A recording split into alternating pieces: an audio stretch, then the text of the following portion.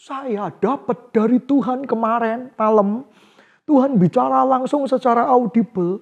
Jam 2 pagi akan terjadi seperti ini. Menuruti yang menjadi maunya jemaat.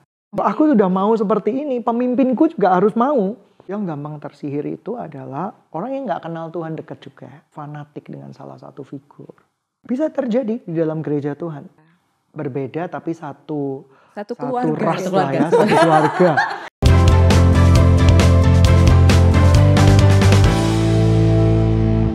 Halo Sobat Ngeroh, kembali lagi dengan saya Sandra. Dan juga saya Widya. Kita hari ini mau ngobrol bareng, mau ngerumpi lagi sesuatu yang topiknya itu menarik buat dibahas ya. Karena bisa jadi kita tuh korban dan kita nggak menyadari itu. Iya betul ya. Dan ini sedang marak dan banyak terjadi juga di gereja-gereja. Tanpa berlama-lama kita langsung tanya ya tentang topik ini kepada Pastor Daniel Hadishen. Halo Pastor. Selamat malam Sandra, Widya. Iya selamat malam Pastor. Nah Pastor kali ini kita mau tanya ini ya. Jadi apa sih yang dimaksud dengan sihir ya kan? Sihir di dalam gereja. Apakah itu sihir magic yang pakai kan? mantra simsalabim hilang gitu ya Pastor. Oke, sihir dalam gereja saya definisikan adalah upaya dari seseorang untuk mempengaruhi orang lain atau orang banyak, yaitu dengan apa yang dia mau. Ya, upaya mempengaruhi bukan yang Tuhan mau. Nah, upaya mempengaruhi orang ini biasanya bisa terjadi seorang gembala kepada jemaatnya. Jemaat kepada jemaat, jemaat kepada gembala. Jadi bisa, semuanya bisa. Berarti kita bisa Sandra saling menyihir. Bahkan pendeta kita mungkin kita bisa sihir. Bisa, sangat bisa.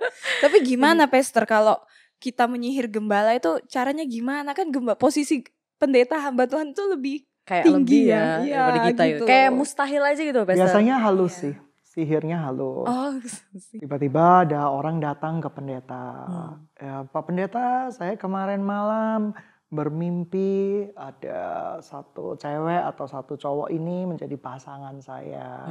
Di situ saya melihat begitu banyak api kebangunan di sana. Itu kan sudah dimanipulasi terlebih dahulu. Rohani sekali. Dirohanikan, mimpinya rohani sekali. Akhirnya dengan harapan bahwa cowok atau cewek ini direstui. Ya supaya jadi dan mendapat dukungan dari hamba Tuhannya atau pendetanya. Tapi Pastor kalau gimana kalau ternyata mimpinya itu benar nih.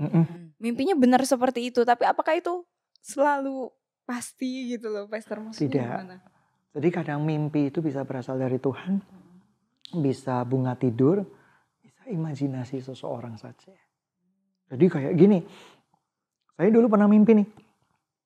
Menikah dengan seseorang. Ya tidak menikah dengan orang itu ternyata. Dulu saya anggap itu dari Tuhan.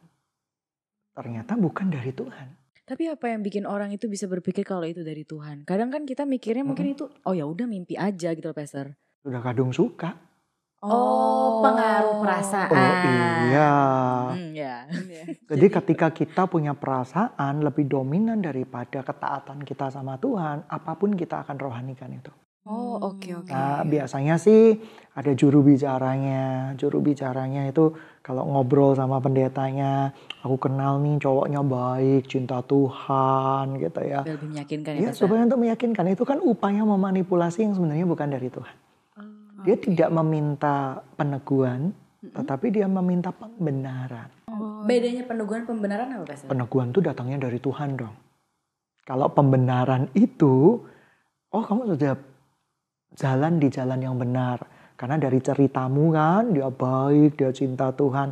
Sehingga hamba Tuhannya lengah, tidak berdoa lagi.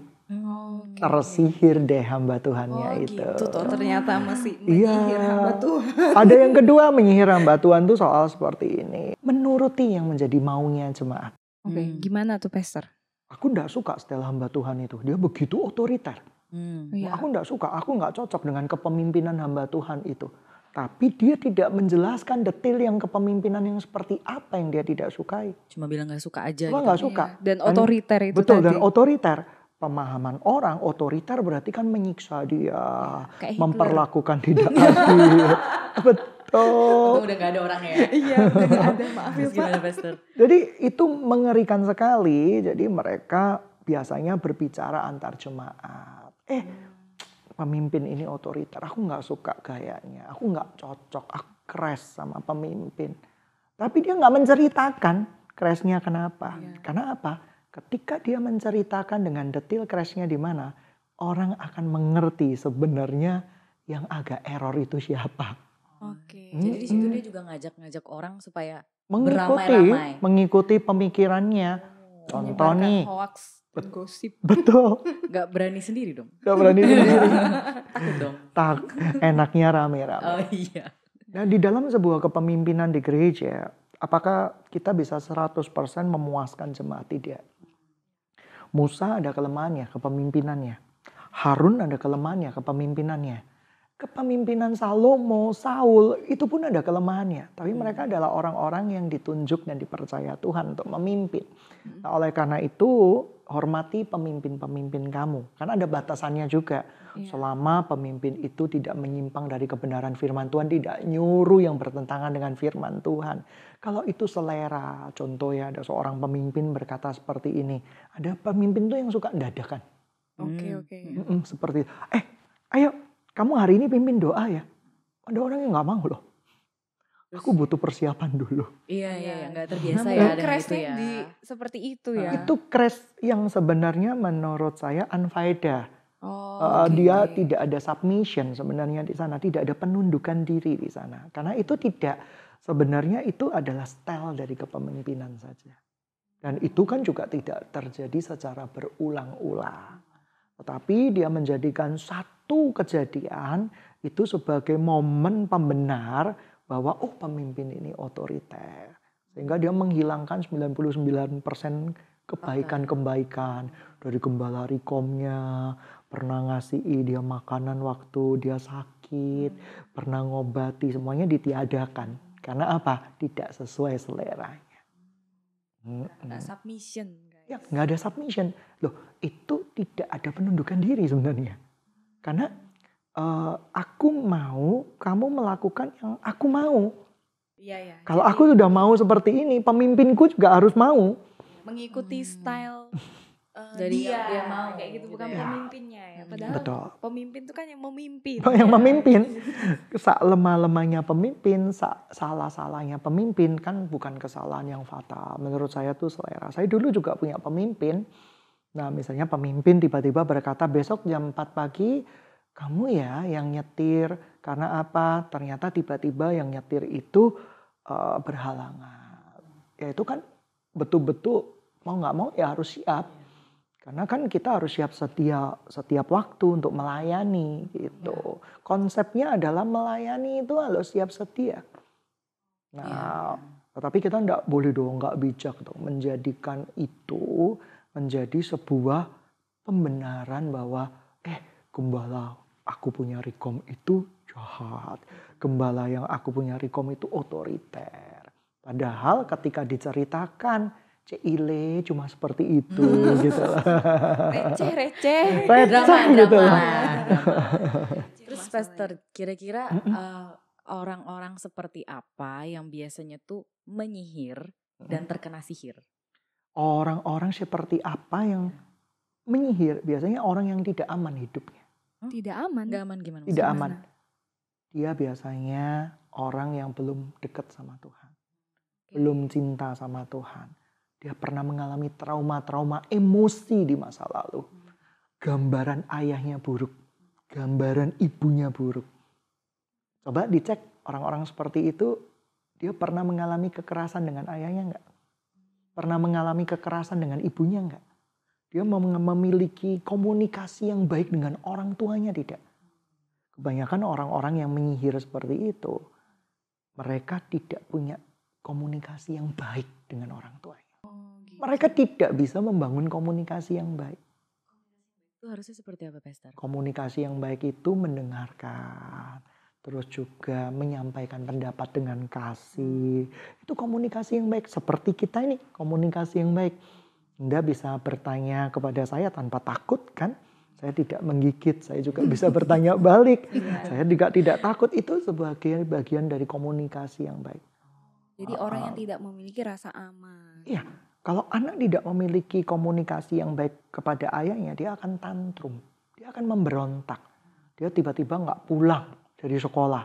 Tujuannya apa? Balas dendam kepada papanya. Karena dia nggak suka cara papanya membimbing dia. Nah itu nanti bisa menjadi pembahasan selanjutnya ya Betul. teman-teman. Untuk topik parenting. Iya. Oke Pastor, kalau maksudnya tadi kan yang gampang tersihir ya? Gampang yang menyihir. menyihir. Apa sama dengan yang gampang tersihir? Yang gampang tersihir itu adalah orang yang nggak kenal Tuhan dekat juga. Ya, lalu dia itu terlalu fanatik dengan salah satu figur. Mengidolakan sekali. Betul, mengidolakan saya, mengidolakan Sandra, mengidolakan Widya, sehingga mereka tidak memfilter lagi kata-katanya. Langsung aja ditelan mentah. Contoh ada seorang hamba Tuhan berkata nih, ya figur yang bagus, ya kalau kamu nggak ngasih persembahan dalam waktu jam 5 sore, ya maka kamu akan mati, misalnya seperti itu. Roh Kudus bilang, nah ini kan mengerikan karena kita sudah kadung sayang, sudah kadung fanatik, kita nggak memfilter, kita nggak menguji segala sesuatu itu. Hipnotis ya, Ya, auto ikut-ikut auto aja transfer gitu gitu ya. nanti kayak gitu. Ada loh tapi pastor yang kayak gitu, Iya, pastor. nggak Di sadar. YouTube tuh banyak pastor. Banyak seperti itu. Jadi artinya apa? Mereka melakukannya bukan karena kehendak Tuhan. Tuhan tidak seperti itu. Nah, oleh karena itu kan kita perlu tahu firman Tuhan. Kuncinya kan di firman Tuhan. Jadi ada keintiman dengan Tuhan. Betul, kedekatan sama Tuhan, baca firman Tuhan. Benar nggak sih kata-kata pendetaku ini? Benar nggak sih kata-kata domba-domba ini benar nggak sih? Bisa dipertanggungjawabkan nggak sih? Oleh karena itu keintiman kedekatan membangun yang namanya intuisi. Oke ya, jadi penting ya untuk dekat sama Tuhan supaya Iya. kita tidak tersihir Iya. dan kita tidak menjadi pelaku yang menyihir juga. Dan nggak tersihir tadi juga ya. Iya Oke. betul. Lalu gimana pastor dengan okultisme? Bisa terjadi di dalam gereja Tuhan. Tapi itu sama dengan sihir nggak Pastor? Iya. Berbeda tapi satu Satu ras keluarga. lah ya, satu keluarga. Beda bidang ya. Okultisme adalah menyembah Heeh. selain kepada Kristus Yesus. Menyembah pengetahuan, mengidolakan hamba Tuhan dan menjadikan dia Tuhan. Itu juga sudah okultisme. Gimana itu pastor menjadikan hamba Tuhan Tuhan? Sedangkan hamba Tuhan ini juga berbicara firman Tuhan itu pastor. Menjadikan Tuhan artinya apa? Bahwa segala-galanya ya, dia tuh tanya ya sama hamba Tuhan. Setelah itu kalau salah hamba Tuhannya juga disalahkan. Oh, pokoknya dia gitu. menjadikan hamba Tuhan ini menjadi Segalanya gitu. pengganti Tuhan. Oh ya. Beda, hamba Tuhan kan membimbing, mengarahkan, memimpin ya. Tetapi dia bukan Tuhan, levelnya jauh banget. Yang Ya seolah-olah setitik debu aja nggak ada. yang seolah-olah menjadi sumber jawaban ya. Sumber buat jawaban. domba-domba. Iya. Ya. Tapi kalau domba-domba masih kecil-kecil itu kadang butuh jawaban langsung. Pastor Iya, gimana dong Pastor. pastor? Ya, kadang Melatihnya. ada orang-orang yang memang butuh jawaban langsung. Tetapi kita biasanya membimbing dengan roh yang lemah lembut kepada domba-domba oke. seperti itu. Artinya kan kita memimpin orang yang kecil ke dalam kedewasaan rohani. Nah, oleh karena itu dulu waktu saya awal bertobat, wah cepat sekali dijawab Tuhan. Cepat sekali, Langsung. seakan-akan Tuhan tuh dekat sekali. Tapi ketika kita dewasa, jawaban-jawaban itu tidak secepat itu. Bahkan tidak ada jawaban.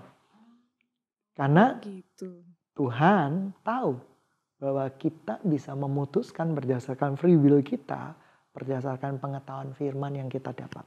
Jadi kayak diserahkan ke kita untuk mengambil keputusan itu berdasarkan Diizinkan. kebenaran. Diizinkan. Karena gitu. kalau kecil itu contoh kayak gini ya. Boleh nggak makan es krim sehari 10 kali? Kecil kan nggak tahu. Iya. Harus dilarang-larang terus kan. Iya, Iya. benar. Sama mama papanya, nggak boleh, nggak boleh. Ya, kamu udah dewasa. Jadi bisa Ketika dewasa memilih. bisa memilih. Oh, gitu. 10 es krim ya diabetes seperti itu. Terus nanti kalau sakit minta didoakan. Minta didoakan. Nah itu jadi masalah besar. Aduh. Oke. Kalau misalnya orang yang mengidolakan aktor, aktris atau apapun itu Pastor, termasuk okultisme juga nggak? Idol itu kan sebenarnya berhala. Heeh. Ya, diambil dari kata idol kan, idola. Nah, okultisme itu adalah sebuah praktek sebenarnya. Idol itu kita menyembah kepada sang aktor itu penyembahan berhala. Tapi okultisme mungkin saya perjelas itu bentuknya banyak. Oke, Ya, gimana Pastor? tapi salah satunya bisa dalam bentuk seperti ini. Seorang hamba Tuhan menggunakan ilmu-ilmu prediksi. Wah, ilmu prediksi. Saya prediksi dia sebenarnya punya ilmu prediksi. Kejadian-kejadian masa depan kan bisa diprediksi. Contoh kayak gini deh. Emas bakal naik karena perang. Ya umum lah karena kita belajar dari histori seperti itu. Kalau perang harga pangan papan naik. Iya. Terus kalau perang, mohon maaf saya koreksi, rumah turun pasti. Karena apa? Orang butuh fresh cash. Ya. Tetapi dia menggunakan ilmu-ilmu prediksi itu, dia bungkus, saya dapat dari Tuhan kemarin malam. Tuhan bicara langsung secara audible, jam 2 pagi akan terjadi seperti ini. Nah, padahal itu ilmu prediksi. Nah, apa bedanya dengan cenayang? Apa bedanya dengan orang-orang yang peramal-peramal yang tidak cinta Tuhan sama sekali? Mereka meramalkan kejadian ke depan. Iya, cuma bedanya nggak pakai bawa-bawa nama Tuhan Iya, kayaknya. iya. Tuhan yang lain. Betul. Satu bisa iblis. Iblis kan juga punya pengetahuan. Ya betul. Iya. Nah, peramal-peramal menggunakan okultisme, kekuatan dari iblis untuk memprediksi masa depan. Bisa nggak? Bisa. Yang kedua dengan kekuatan pikiran. Orang, contoh ya, kartun The Simpsons. Iya, The Simpsons. Ya, dia memberikan kejadian-kejadian, kok terjadi persis. Nah, apakah itu dari Tuhan? Apakah itu peringatan dari Tuhan? Tidak seperti itu. Tapi untuk supaya kita dapat legitimasi sebagai hamba Tuhan yang sakti mandraguna, yang paling dekat sama Tuhan. Hati-hati kalau sudah ada hamba Tuhan seperti itu, yang tidak bisa disalahkan sama sekali. Tujuannya apa sih? Dia menjadi Tuhan di dalam gereja. Dia menjadi Tuhan atas jemaat. Dia menjadi Tuhan atas kebanyakan orang. Dia haus dipuji sebagai orang yang sangat dekat sama Tuhan. Hati-hati. Bukankah seorang hamba Tuhan adalah hamba yang melayani? Ya, harus kasih contoh dong dalam melayani. Tapi banyak juga orang terpesona, Pastor, dengan hal-hal yang seperti itu. Iya, orang terpesona dengan cerita-cerita. Oleh karena itu Alkitab kan menjelaskan gitu ya. Kamu itu begitu banyak percaya dengan silsilah, dongeng-dongeng, cerita-cerita. Siapa yang mempesona kamu, hai orang-orang Galatia yang bodoh? Nah, artinya apa? Ya orang bodoh yang bisa dipengaruhi. Bodoh itu sebenarnya definisinya gimana dulu, Pastor? Bodoh artinya apa? Dia tidak mau belajar kebenaran firman Tuhan. Jadi bukan karena IQ ya. Bukan karena IQ. Dia tidak mau. Ya, beda Tidak standar. mau. Artinya apa yang dikatakan pendetanya pasti betul. Pada pendeta ketika menerjemahkan firman Tuhan kadang bisa kepleset juga. Mungkin dia sudah S2, S3, ya ilmu berkhotbahnya tingkat tinggi, ya eksposisinya bagus banget, bisa kepleset.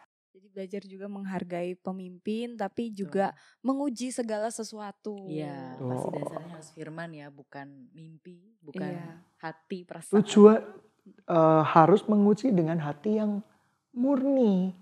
Hati murni. Hati yang murni, hati yang tidak berkubu. Nah contoh kayak gini deh, peringatan dari pemimpin. Ya kok kelihatannya cewek kamu gak baik deh, belum bertobat. Ayo tunggu dia bertobat dulu, baru dipertimbangkan jadi pasangan. Nah mau, karena pakai perasaan sudah. Sudah dikuasai oleh perasaan. Sudah dikuasai perasaan. Sudah terlanjur sayang sama Orang dikuasai perasaan jadi bodoh. Logikanya jadi lumpuh kan, Pastor? Jadi bodoh. Dan orang-orang yang bodoh hampir bisa diprediksikan, bukan dinubuatkan ya. Hampir bisa diprediksikan apapun yang dia ambil 3 esok kemudian hari kalau tidak bertobat. Jangan dihilangkan kata-kata. Kalau tidak bertobat ya. Ya kalau tidak bertobat. Karena seringkali ketika saya menasehati ya, ada yang mengutip hanya sebagian saja. Kalau kamu tidak bertobat, kamu akan mengalami kemalangan demi kemalangan karena perbuatanmu itu. Tabur tua ya Pastor. Ya, tetapi apa yang terjadi? Dia menangkapnya bahwa saya menyumpahi dia, mengutuki dia. Ada kata-kata yang dihilangkan. Yang tidak bertobat itu loh. Iya, dihilangkan ya. tidak bertobat. Kalau kamu tetap melakukan seperti ini terus, maka kamu akan menabur apa yang kamu tuai. Betul kan? Contoh orang yang mencuri terus, karena nggak ketahuan. Tapi kalau kamu nggak bertobat, kamu akan menerima upahnya. Bukan Tuhan Iya. hukum dia, ya perbuatan dia menghukum dia. Iya. Oke. Kurang piknik mungkin. Iya, banyak piknik biar nggak gitu. Ya sudah, jadi kita udah cukup jelas nih kayaknya ya dengan sihir dan juga okultisme kayak gitu di dalam gereja. Betul. Jadi semoga dengan podcast kali ini teman-teman di luar sana bisa sadar ya, Iya, gitu. bisa ketemu, maksudnya menemukan jawaban yang selama ini mungkin dicari ya, bisa jadi ya. Iya, kayak gitu. Bener nggak ya aku di gereja ini, hamba Tuhannya gimana atau sesama pelayannya gimana. Bahkan mungkin yang hamba Tuhan ya, ini jemaatku menyihir aku, menyetir aku kayak gitu ya kan. Biasanya ada loh juga beberapa jemaat tuh yang memang menyetir hamba Tuhannya. Tuh, biasanya dengan apa? Dengan pengaruh apa? Vokal, tapi vokal yang miring. Vokal miring gimana Pastor?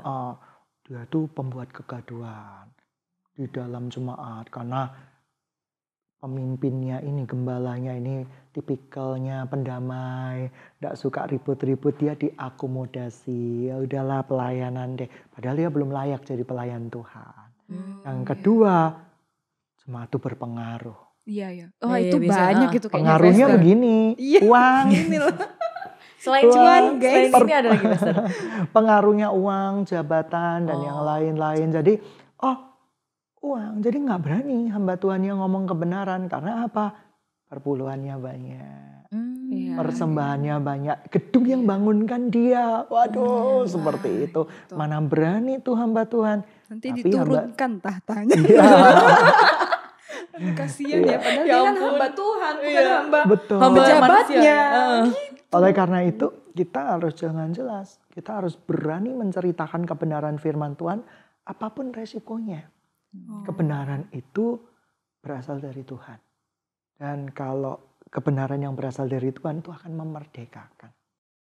Oke, berarti juga hamba Tuhan harus berani ini Iya, ya. menyatakan kebenaran. Iya, dan nggak takut untuk berkonflik Iya, mungkin ya. betul. Kalau misalnya tidak sesuai gitu. Kalau enggak nanti domba-dombanya ngikut yang Ngikut. itu. Iya, memerdekakan tuh kayak gini. Kita melawan penjajah itu sukar nggak sih? Sukar luar biasa, penuh perjuangan. Tapi merdeka, kita akan mengalami lepas.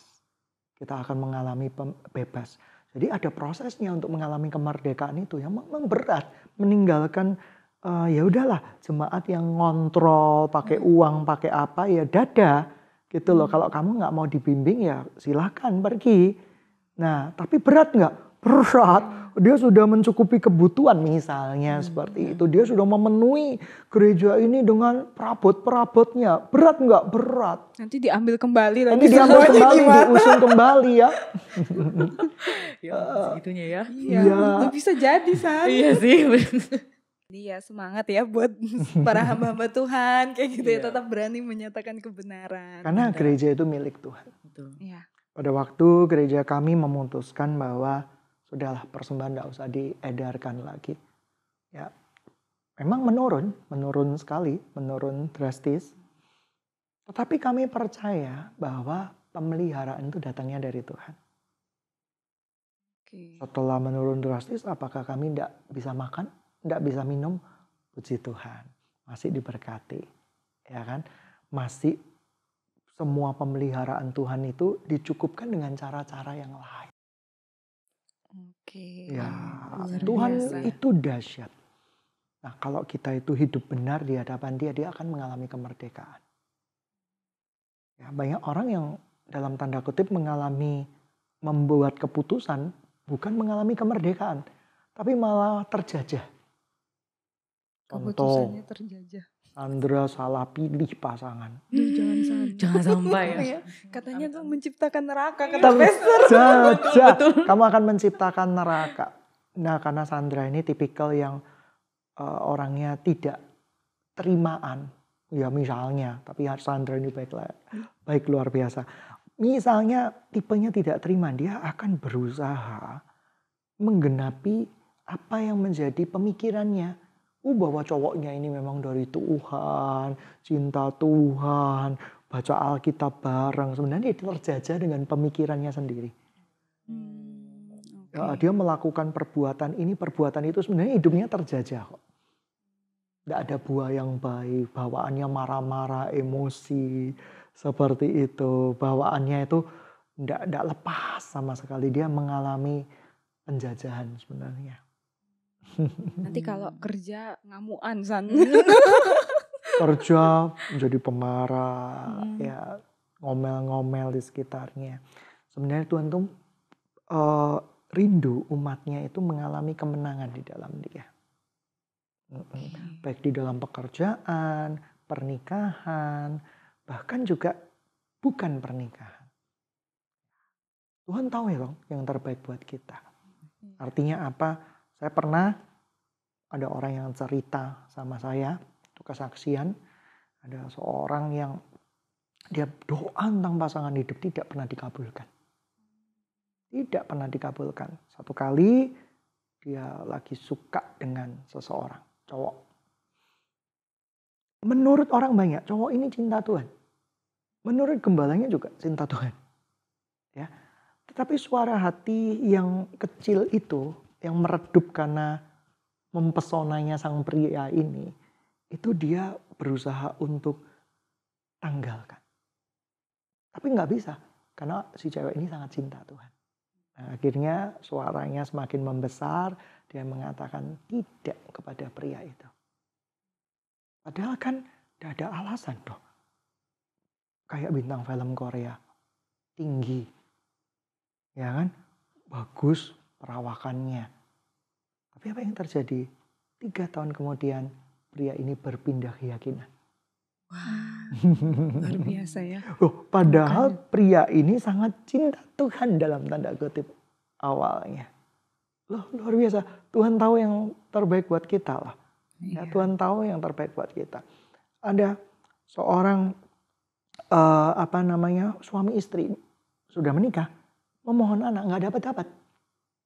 Ya, mohon anak nggak dapat, pergi bayi tabung, selalu mengalami kegagalan demi kegagalan seperti itu.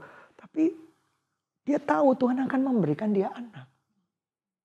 Ya, tetapi Tuhan kita ini kan Tuhan yang luar biasa. Kalau kita setia, Tuhan akan memberikan apa yang merupakan perjanjiannya kepada umatnya. Oke. Tiba-tiba ada seorang anak, saya pernah cerita, diberikan kepada suami istri ini. Usianya kurang lebih sekitar 2 tahun, 3 tahun. Ternyata si istri ini sudah bermimpi selama 3 tahun membesarkan anak ini. Membesarkan anak, dia sudah bermimpi namanya siapa. Ternyata dibawa sama temennya.